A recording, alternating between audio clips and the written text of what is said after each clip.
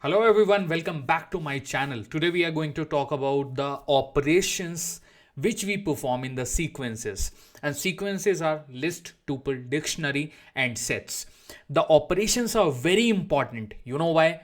Because if you don't know what are the operation you can use in your coding on day-to-day basis to perform on all these four important data types, then you will be facing so much trouble.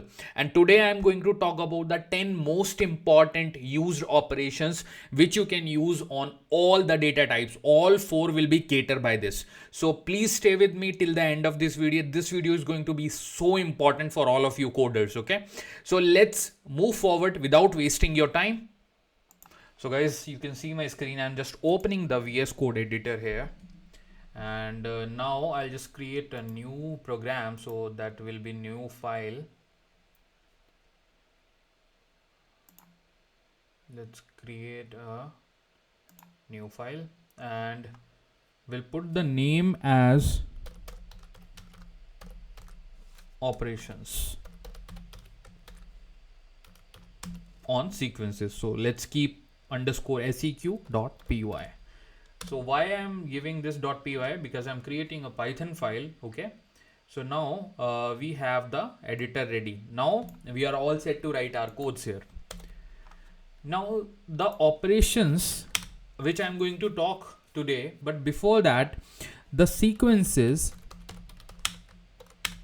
in Python are of four types, which I have already explained, but let me just name them: tuple, list,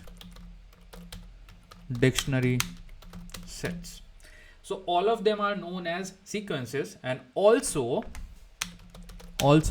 known as data types. In Python we have several other data types also, but these are the one which are Python specific. See, integer, float, they are there in other programming language, but in Python these are the specialized data type which actually help you to do so many operations.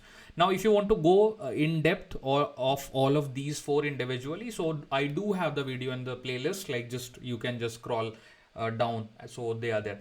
But for today the focus will be on the operations. Now some of the beginner obviously can ask, what are the operations? So basically, if you want to perform any task on these sequences, in that case you need to use the operation. Like for example, you want to check the concatenation. What is concatenation? You want to join two lists, so that is concatenation. How you'll do that? For example, you want to calculate the maximum value. How you will do that? From any of them, like tuple or list or dictionary or anything, right? So those are very important. So if you want to perform any task on these sequences, you need operations. Now, what are the operations?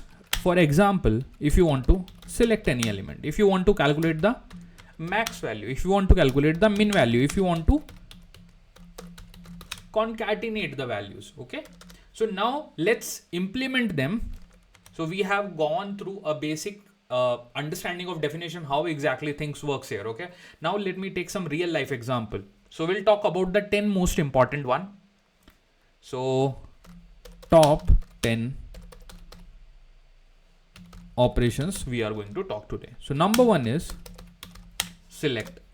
Now as the name say, what select do? So let's say I am taking a example of a list. So list is, let's say I am naming that Rajat list equal to, and these are the braces which notify and they signify that we are going to create a list. So now I'm creating a list 30, 40, 50, 60, 70. Now I have a list ready and the name of the list is Rajat _ list. So now if I want to select something, okay, if you want to do a selection, and what do you mean by selection? That is done by indexing. Now indexing is equal to select. In SQL we use the select. So selection here is driven by indexing.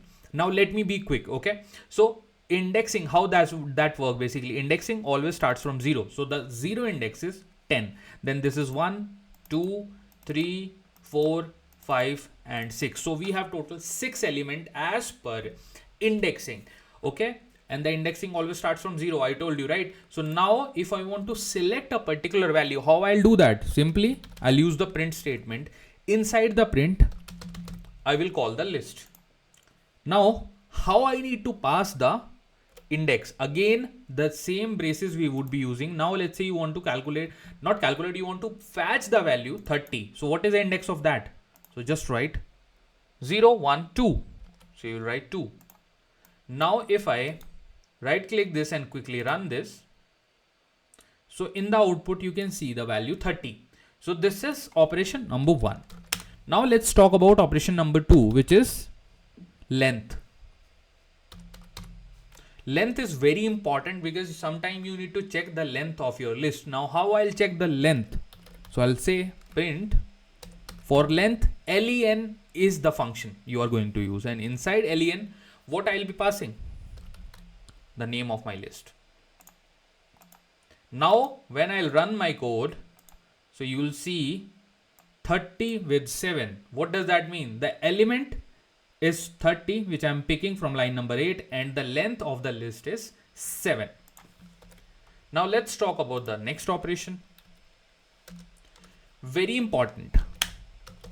Slicing, which is commonly asked in so many interviews. Okay, so you have to be very careful when you talk about slicing. What does that mean? Slicing is like a fruit you have. Okay, you want to serve a slice of the fruit. What does that mean? You want to cut in a specific portion, you want to give it to someone else. Similarly, in this list, if you want to cut a similar portion, again we will be utilizing the indexing concept here. How we'll do that? Let me show it to you.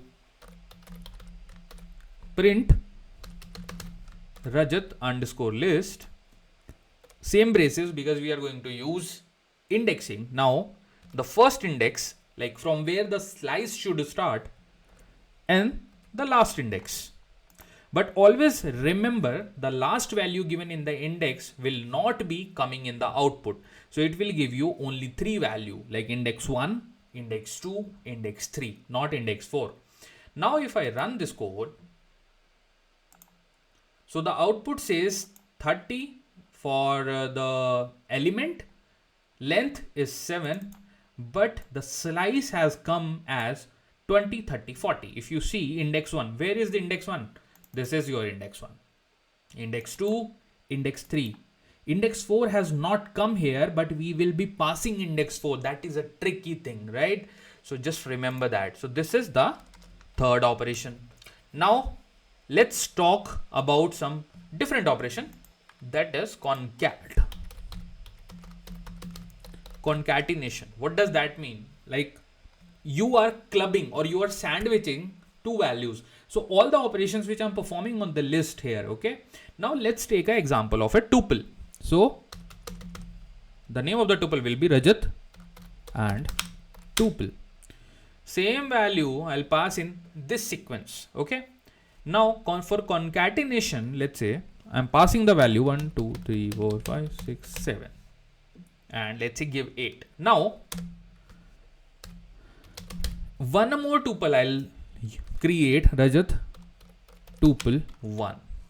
That has only couple of value as in like 9 and 10. Now I want to join these 2 tuple. So for that I would be using concatenation, and concatenation in Python is super ultra easy. How? You just need to Rajat tuple 1 will be added to Rajat tuple, like just write plus symbol, nothing else you have to do. So the name of the tuple will be, now this is the concatenation operation. Do you think this will work? Let's see. Let me run this, because there is one more concept hidden, which is a tricky one, which I want to show to you guys. If you see, so the sequence is coming fully, like the concatenation has been done successfully. But you might have heard, or in my previous video I told you guys, right, that tuple is immutable, so you cannot change the value of a tuple. I am basically adding the values. Okay, so don't get confused. If I want to assign a value inside, that will not be done because tuple is immutable. In list we can do that, so just don't confuse concatenation with modification in existing tuple. I am just creating a new tuple by combining two tuple, so that is not a change in an existing tuple. Don't get confused there. Now let's work on some other operations which are calculating the maximum value. Let's say if I want to calculate the max value, how I'll do that? Let's say I'll take the Rajat tuple only. In that, simply I have to write print max value out of Rajat tuple. So now when I'll run this, let me again run this. I just cleared the terminal so that we can see the output clearly. 8. So the maximum value in Rajat tuple is visibly 8. Same value it has also given. Now let's talk about a different operation, that is count. So now I just copy this same and let's perform count. So just remove the max function here. And this is showing us a error. Okay.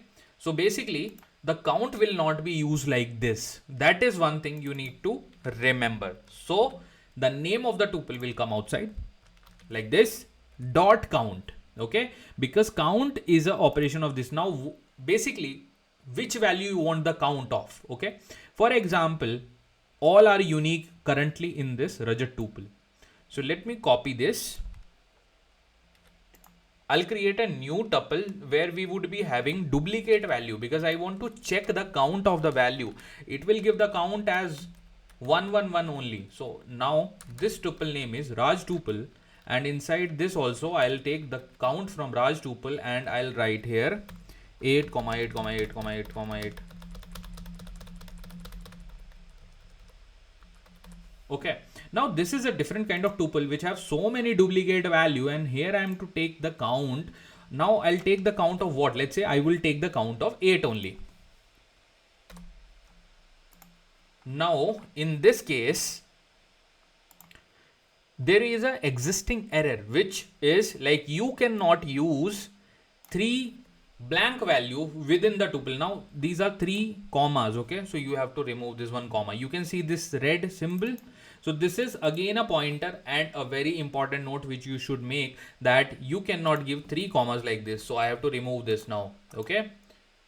Now the thing is, when I run this, let's see whether it gives us an error or not. There is a possibility of one error. What is that? There is a syntax error. So it's saying that you are giving 2 commas. So we cannot give 2 comma also. Okay. Now let me clear the log and run this code. You can see the count of 8 is coming as 70. So do you think that is a correct value? Let's see. 1, 2, 3, 4, 5, 6, 7, 8, 9, 10, 11, 12, 13, 14, 15. Okay, I think let's count it like that so that it's visible to all of you. 1, 2, 3, 4, 5, 6, 7, 8, 9, 10, 11, 12, 13, 14, 15, 16, 17. So the 17 count is perfectly fine. Count is working properly. Now, if instead of this value, I am giving a value which is different. Let's say I give hello Rajat. So now if I want to take the count of any string value, let's say I want to take the count of A. So I cannot pass A like this. I have to give brackets to this. Now if I'll run this, so the count of A in this is 2 in this whole string. So that should be the output. So the output is 2. Okay. So that's how basically count works. So There is a difference in using max. Max you will use outside the value. Now count you will use as a dot options. Okay. Now let's talk about membership testing. What is membership? Like whether some value belongs to that particular bracket or not. Now to check that, I'm creating a list. Let's say my list again, and let's make a small one, only 1, 2, 3, 4, and 5. Now how I'll check the membership? So simple, there is a membership operator which you need to use. Let's say 3. Now this is the operator I'm using. In is the membership operator. Now in what? My list. So it is checking that whether 3 do exist here or not. So let's see whether 3 do exist or not. Obviously we know it does exist. Okay. So the value is coming as true. Similarly, now one more operation which is very quick. Let me do it here. I just calculated the max, right? So you might be thinking how you will calculate the minimum. So simple, you have to write this. Nothing else. Now let me run the code again, and you'll see the maximum and minimum value together. The maximum value was 8, and after 8, if you notice here, so the value is coming as 1. That is a minimum value in that particular tuple. This tuple we are checking. Okay. So these are some amazing operations which you can perform. And other than that, you can use sum also. In the same operation, let's copy this and I'll put sum at the place of min. Now 3 operations are covered in this particular line. Now after 8 and 1, you'll see the sum of all of them. Now let me run that so that you guys can check practically. And guys, make sure you download this particular workbook from my GitHub account. The description box will give you the link. The first link will be from the description box, will be about this. Now you can see there is a sum also have come. 36 is the sum. How? If you add 1 plus 2 plus 3 plus 4 plus 5 plus 6 plus 7 plus 8 is equal to 36. That's what the sum is coming. So on that note, this video is going to be very important, guys, and I'm going to conclude this video. But all these operations are very much important for all of you if you want to learn Python on practical level. So that's why I made this practical session for all of you rather than just going quickly fast and hopping to the new topic. And okay, on that note, I would say all the best to all of you. And if you like the videos, please hit the like button. Please share this video with your friends and your colleagues, your students and your teachers, everybody. And make sure you put a comment if you like my video.